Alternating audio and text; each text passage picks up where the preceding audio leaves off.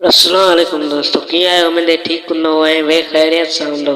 ज़हर ज़िंदगी ड्रामे जी अचण वारी किस्त में छा दोस्तों कुछ दोस्त सवाल करे रहिया आहिनि त ज़हर ज़िंदगी ड्रामे में छा खैरू खे मारियो वेंदो या खैरू बची वेंदो ऐं छा मीरा जी शादी रबन सां थींदी या न ऐं खैरू जे मारण जो इल्ज़ाम कंहिंजे मथां ईंदो।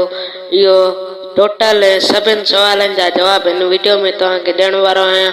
उन खां पहिरियां जेकॾहिं चैनल ते नवां आहियो त सब्सक्राइब करे घंटी जे बटन खे क्लिक करे नोटिफिकेशन ऑल कंदा, जीअं हर वीडियो जी नोटिफिकेशन सभ खां पहिरियां तव्हां तक पहुची सघे। वधीक तव्हांजो टाइम न पिया वठूं, वीडियो खे कयूं था स्टार्ट। तव्हां दोस्तनि खे ॿुधाईंदो हलां त खैरू बची वेंदो, पर खैरू खे रस कमाल ख़ान गुम करे छॾींदो, कंहिंजे अॻियां बि ज़ाहिर न कंदसि।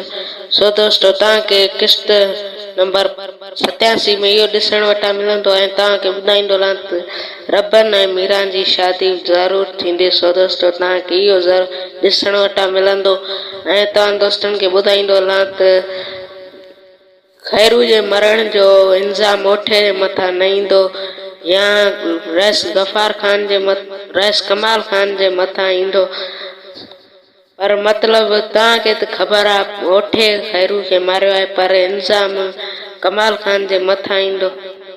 इहो अॼु जो वीडियो जेकॾहिं पसंदि आयो त लाइक कंदा, कमेंट कंदा ऐं शेयर कंदा।